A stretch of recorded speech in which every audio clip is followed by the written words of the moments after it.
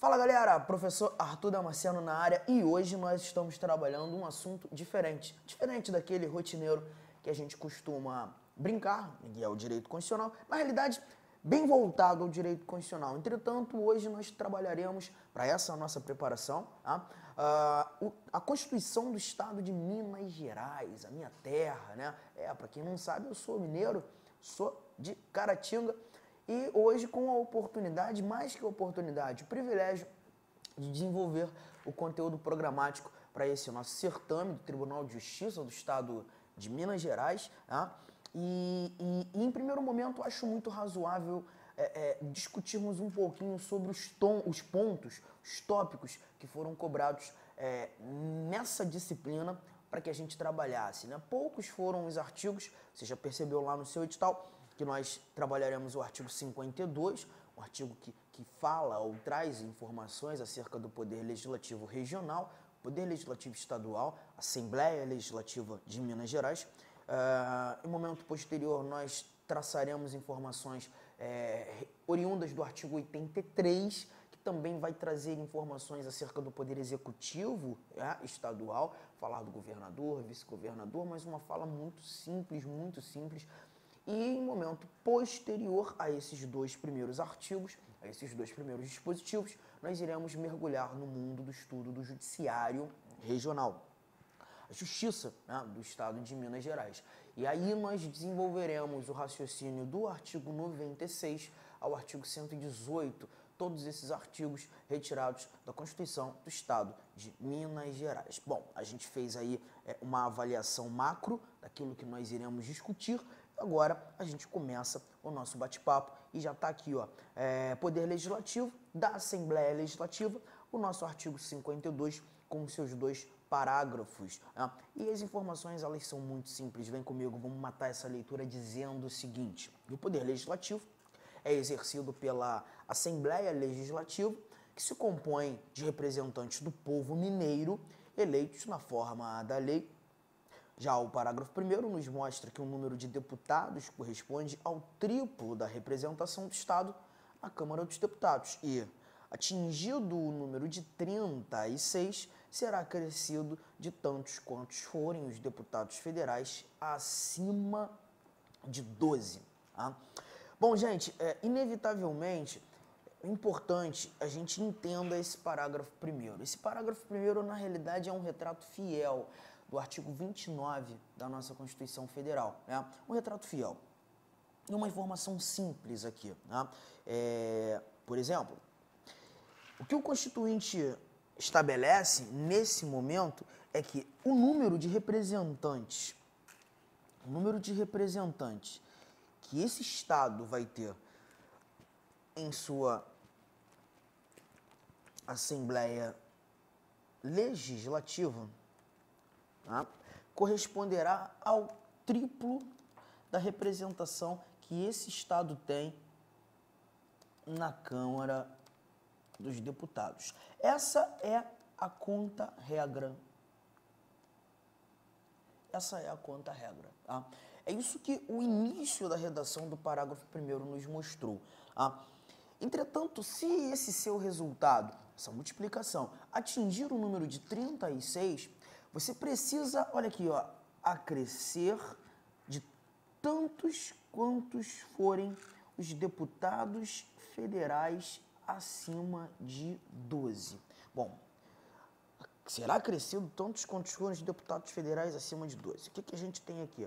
Se por acaso, nessa Câmara dos Deputados, a quantidade de deputados federais representando o Estado de Minas fosse 8, nós teríamos na Assembleia Legislativa de Minas Gerais apenas 24 deputados. Assim como, se porventura fossem 9, nós teríamos apenas 27 deputados. Assim como, em sendo 10, nós teríamos 30 deputados estaduais, ok? Entretanto, em Minas Gerais nós temos um número maior de deputados federais. Minas Gerais ele hoje é representado por 53 deputados federais. E por serem 53 deputados federais, eu nem tenho a necessidade de fazer essa conta, essa multiplicação, multiplicar por 3, porque eu já estou olhando para um número superior aos 36. Tá percebendo? E aí a história muda. Porque se por acaso essa tua conta atinge 36 ou se mostra superior a 36, igual ou superior, você já sabe, ou na realidade precisa entender, que nessa Assembleia Legislativa você já vai ter 36. Bateu 36, você já tem 36. Tá ok, gente? Ah, mas Arthur, e aí? O que a gente faz agora? Mais o quê? Bom, o que nós teremos? Você já tem 36 e agora você precisa acrescer a esses 36 a representação que esse Estado tem. Deixa eu só botar a caneta novamente aqui. A representação que esse Estado tem na Câmara dos Deputados, menos 12. Ué, Arthur, mas foi isso que eu li? Foi. E eu vou te mostrar que foi. Presta atenção, vou voltar no dispositivo. Olha aqui, ó. Você precisa acrescer tantos quantos forem os deputados federais acima de 12. Tantos quantos forem os deputados federais acima de 12. Na realidade, tu tá fazendo isso aqui, ó. Olha que barato. Veja se não é isso. Eu tenho a representação desse Estado, ok? Vou dizer 53, tudo bem? Só que eu preciso retirar desse 53, 12, porque eu só vou acrescer aqueles que estão acima, os tantos quantos forem os acima de 12. 53 menos 12, isso já me leva à quantidade de 41. Então agora eu preciso acrescer aqueles 53 mais 41, ok? E acrescendo a esses 36 a quantidade de... Deixa eu voltar aqui, ó. 36, a quantidade de 41, eu já vou chegar ao total de 77 deputados estaduais. 36 mais 53 menos 12, eu vou chegar ao número de 77.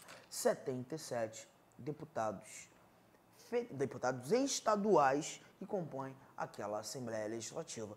Olha, eu posso sintetizar isso aqui e tornar isso mais fácil. E vamos fazer isso agora. Olha para cá. Você já percebeu que se a nossa conta bater 36, eu vou ter já pelo menos 36 naquela Assembleia Legislativa.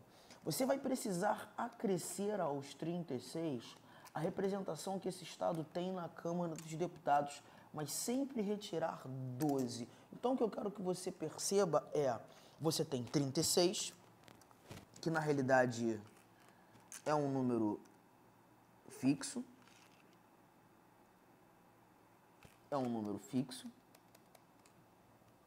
Mas você vai ter que tirar sempre menos 12, que é também um outro número fixo.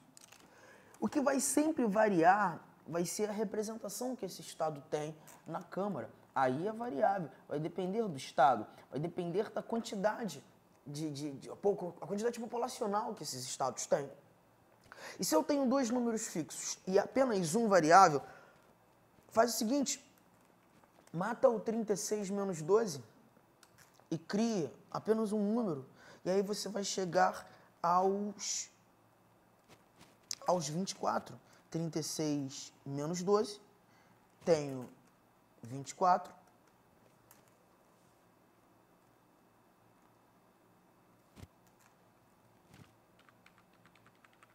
Acabei apagando aqui. Ah, não, tá aqui, ó.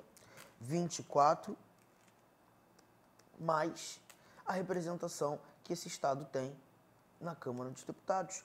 E aí você vai perceber que a nossa conta vai dar a mesma coisa.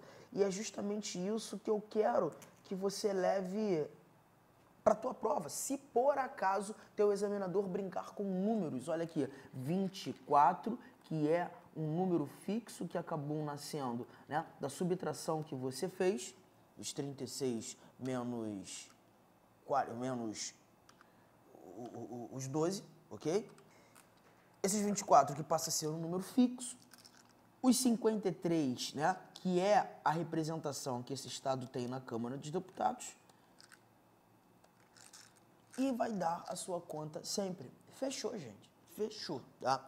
Lembre-se que quando a gente estuda direito constitucional, o artigo 45, que fala da Câmara dos Deputados, ele determina que a quantidade de deputados federais que um Estado terá não pode ser inferior a 8, superior a 70. Você tem limites mínimo e máximo, tá?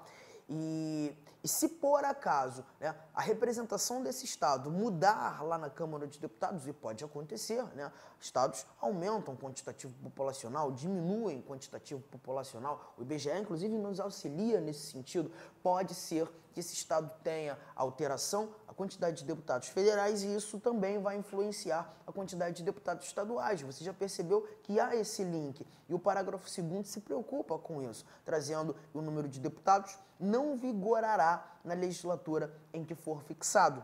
Parágrafo 3º está aqui, né, perdidinho, cada legislatura terá a duração de 4 anos. Galera, cuidado, quando a gente fala de legislatura, anota aí, eu vou falar aqui para você, você anota. Legislatura é o período completo de atividade parlamentar. Legislatura é o período completo de atividade parlamentar. Legislatura é o período completo de atividade parlamentar determinante para a renovação das casas legislativas. Determinante para a renovação das casas legislativas. E digo qualquer casa legislativa. Toda casa legislativa será renovada de 4 em 4 anos. Melhor, toda casa legislativa será renovada a cada legislatura. Então, você virou legislatura, você vira a representação. Você tem novos deputados, novos senadores. Opa, peraí, Arthur, no Senado, eu estudei no direito constitucional, o mandato tem a duração de 8 anos. Então, eu poderia dizer que a legislatura de um senador tem a duração de 8 anos? Não, negativo. Legislatura sempre 4 anos. O que o senador tem de 8 é o mandato. Mandato não é a mesma coisa que legislatura. Mandato está atinente a cargo eletivo. Já a legislatura é o período completo de atividade parlamentar, determinante para a renovação das casas. Você renova até mesmo o Senado de 4 em 4 anos. Aí a gente entra naquela regra, né, de alternar frações, 2/3, 1/3, para a chegada de novos senadores. Mas você vota de 4 em 4 anos, a cada legislatura. Mas o que o parágrafo 2º quis dizer? O terceiro muito simples, dizendo com clareza que cada legislatura tem duração de 4 anos. Mas o 2º diz que, se por acaso nós alterarmos a quantidade de deputados federais e, por consequência, vai haver alteração na quantidade de deputados estaduais, tivemos isso no primeiro ano da legislatura, essa alteração ela só vai ser aplicada na próxima legislatura, quando nós renovarmos a casa, né? Então, quando nós chegarmos àquela próxima eleição, em vez de termos ali a possibilidade de eleger tantos X, ou melhor, X deputados estaduais, nós iremos eleger X mais tantos, ou X menos tantos. Vamos eleger a quantidade de deputados estaduais proveniente daquela alteração que aconteceu em momento pretérito. A alteração não é aplicada imediatamente, apenas na próxima legislatura. E, galera, aqui a gente mata o artigo 52, esse primeiro dispositivo. E vamos avançar. O 83, ele só traz isso aqui, ó. Muito curtinho. Traz pra gente que o poder executivo é exercido pelo governador de estado, que vai ser auxiliado pelos secretários de estado, né? Os secretários de estado são aqueles indivíduos que auxiliam o governador. A gente está olhando para cargo ad nutum. O governador tem a liberdade de escolher quem ele quiser, exonerar a hora que quiser. Essa nomeação é livre, é isso que determina cargo ad nutum, tá? E o governador, que é o chefe da máquina regional, que será eleito pelo vice-governador, né, terá ali a oportunidade de contar com esses ministros, melhor, com esses secretários de Estado para auxiliar na gestão, na administração. Legal, é justamente isso. E a gente parte para o nosso artigo 96, esse que começa a tratar do nosso Poder Judiciário. Bom, aqui temos o seguinte, ó. São órgãos do Poder Judiciário, Tribunal de Justiça, e aqui nós já estamos olhando para o órgão de segunda instância, né, aquele que exercerá a jurisdição colegiada, atendendo a todo o Estado de Minas Gerais. O inciso segundo foi revogado, é onde nós encontrávamos os tribunais de alçada, né, que não existem mais. Inciso terceiro, o Tribunal e os Conselhos de Justiça Militar, né, que é a gente vai comentar sobre ele mais à frente, que a gente encontra inclusive uma possibilidade dos estados criarem TJM. Na realidade, nem todo estado tem, Minas tem, apenas Minas, São Paulo e o Rio Grande do Sul, e a gente vai ter que falar sobre ele aqui. Os tribunais do júri, aqueles órgãos de primeiro grau, de primeira instância, competentes para julgar crimes dolosos contra a vida. Os juízes de direito, né, que são os órgãos de primeira instância, aqueles que exercem jurisdição local monocrática, espalhadas pelas diversas comarcas, né, do estado de Minas Gerais. E o inciso sétimo, os juizados especiais. Né? Juizados especiais, aqueles chamados antigamente juizados de pequenas causas. Em determinados momentos, a própria Constituição Federal ainda traz como juizado de pequenas causas. Né? Aqui, na realidade, a gente tem os chamados juizados especiais cíveis, né? que vão julgar aqueles casos de menor complexidade, e os juizados especiais criminais, as infrações penais de menor potencial ofensivo, né? Também abraçando informações que a nossa Constituição de 1988, em seu artigo 98, inciso 1º, traz pra gente. 97. Ao Poder Judiciário é assegurada autonomia administrativa e financeira. Né? O Judiciário, como um poder, tem autonomia administrativa e financeira, e quando nós olhamos, inclusive, para essa autonomia financeira, a gente percebe que o Judiciário Estadual, o Judiciário de Minas Gerais, vai ter a oportunidade de apresentar a sua proposta orçamentária à Assembleia Legislativa. Assim como, na realidade, ele apresenta ao Executivo, né, seguindo aquela simetria constitucional, assim como o Tribunal de Contas do Estado de Minas, assim como o Ministério Público do Estado de Minas, assim como o próprio Poder Legislativo. O Executivo amarra tudo isso e apresenta aquela proposta orçamentária ao Legislativo para que tenhamos aí, né, a discussão acerca do orçamento programado para o ano seguinte. E é justamente o parágrafo 1º que traz alguns detalhes sobre o não atendimento, né, dessas informações, dessa autonomia financeira ou até a ideia de sua violação. Quando o regular exercício das funções do Poder Judiciário for impedido pela não satisfação oportuna das dotações que lhe correspondam, caberá ao Tribunal de Justiça, pela maioria de seus membros, e se estamos olhando maioria de seus membros, estamos falando da maioria absoluta, tá? Solicitar ao Supremo Tribunal Federal intervenção da União no Estado.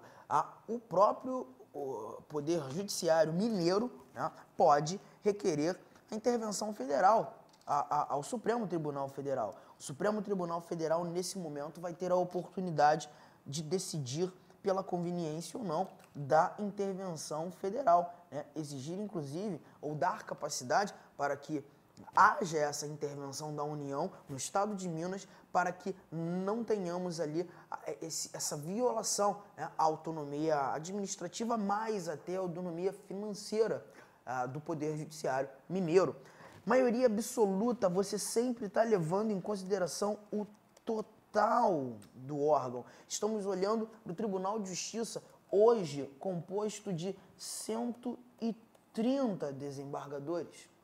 Fique esperto.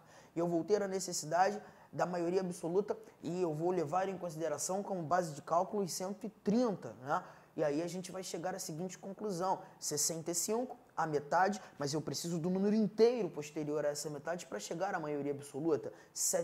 Na realidade, 66 votos para vermos ali o pedido de intervenção federal feito pelo Tribunal de Justiça do Estado de Minas Gerais ao Supremo Tribunal Federal. E vamos avançar. Parágrafo 2º. As custas e os emolumentos, né, as taxas judiciárias, as custas dos serviços forenses, aqueles valores que são praticados quando da tramitação de ações, né, interposição de recurso, aquele preparo que os recursos carregam, todas essas custas e emolumentos serão destinadas exclusivamente ao custeio dos serviços afetos às atividades específicas da Justiça, né? São valores atinentes utilizados especificamente na atuação do próprio Poder Judiciário.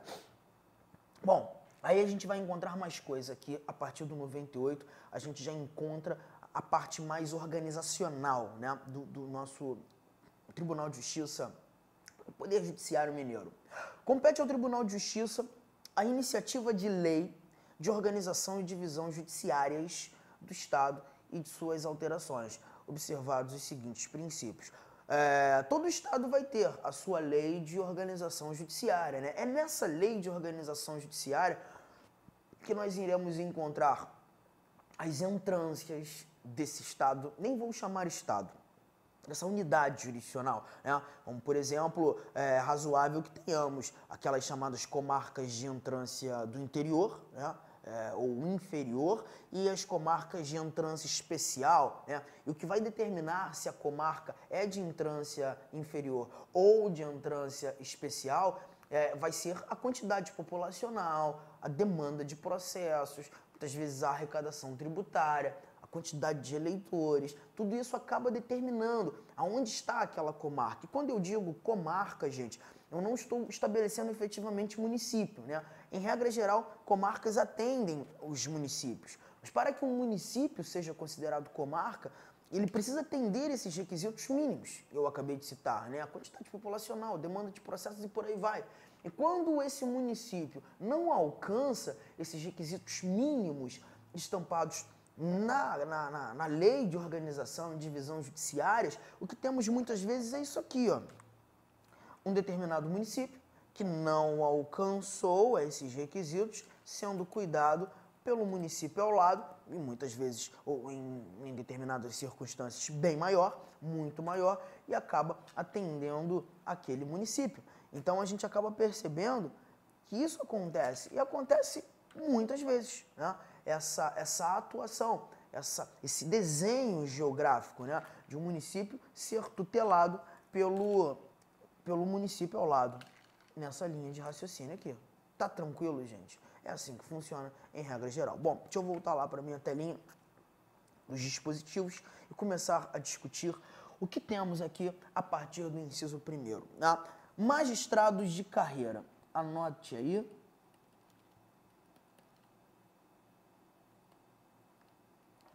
E aqui nós iremos encontrar que o ingresso na carreira se dará no cargo inicial de juiz substituto, mediante concurso público de provas e títulos, com a participação da Ordem dos Advogados do Brasil,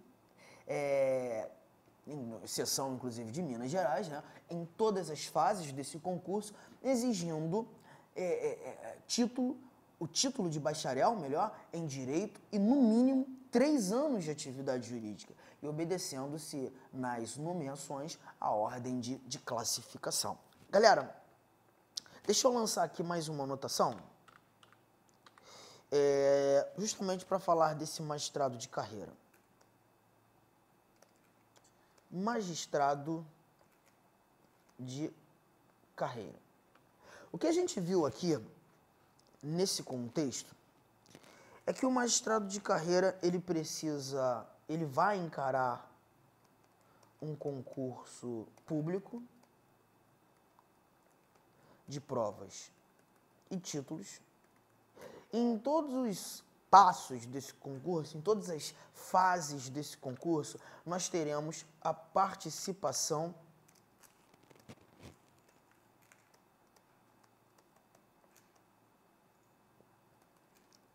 da OAB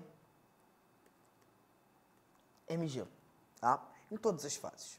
Então, é razoável que aquele candidato se prepare tanto pedagogicamente quanto psicologicamente. Ele vai encarar várias etapas de prova objetiva, prova discursiva, prova oral, a etapa da apresentação de títulos que ele alcançou durante toda a sua vida acadêmica, pós-graduação, mestrado, doutorado, pós-doutorado, todos aqueles dados que vão agregar valor à sua vida, né? A sua participação no certame.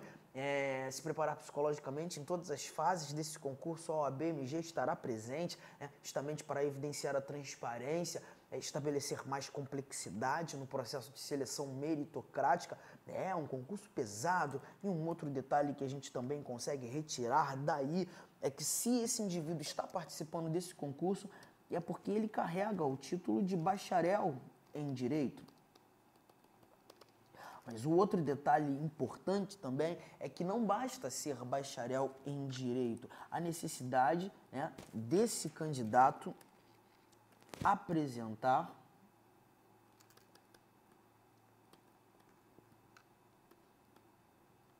pelo menos 3 anos de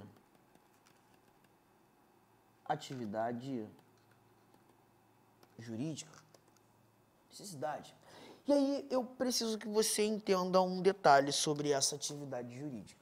Atividade jurídica, para o concurso da magistratura, ela só será conquistada quando aquele indivíduo está no exercício de um cargo ou de uma profissão que exigiu dele ser bacharel em Direito. De novo, quando ele exerce um cargo ou uma profissão que exigiu dele ser bacharel, única e exclusivamente bacharel, ele está adquirindo essa atividade jurídica. Arthur, melhor me dá um exemplo. Vamos lá. Imagine um indivíduo que acaba de se formar, fecha sua graduação em Direito, seus 5 anos de preparação, de curso melhor, presta o exame da ordem, logo em seguida consegue ali a sua aprovação no exame da ordem, começa a advogar e já atua por pelo menos 3 anos.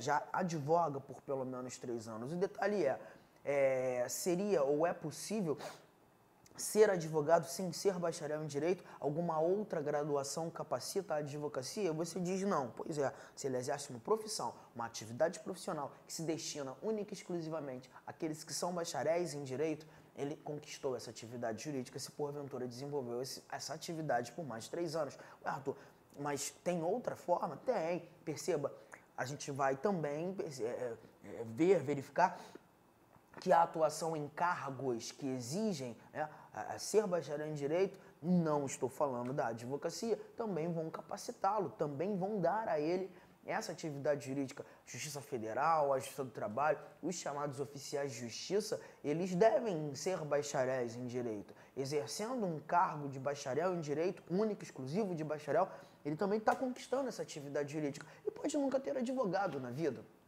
Mas essa atividade jurídica, ela é necessária e deverá ser apresentada no ato da inscrição do concurso. Se porventura não tem a atividade jurídica, nem do concurso participa.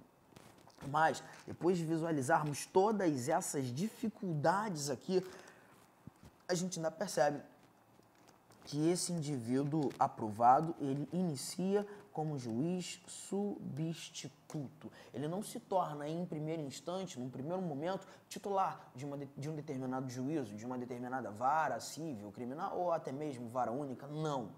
Ele chega para ser substituto, ele acaba rodando aquelas comarcas daquela entrância em que se encontra justamente para ganhar estrada, ganhar experiência. E é assim que funciona em se tratando desses magistrados de carreira que obrigatoriamente começam na primeira instância e outra, na entrância mais inferior possível daquela unidade jurisdicional, na entrância mais inferior possível daquela unidade jurisdicional. Arthur, entrância, mesma coisa que instância? Não. Então eu te convido a tomar rapidinho uma água, mas voltar para cá. E a gente precisa dar continuidade ao nosso estudo. Vamos para o próximo bloco para desenvolver a carreira desse nosso magistrado que acabou de ingressar aos quadros da magistratura mineira por meio de concurso público de provas e títulos. Te aguardo. Abraço.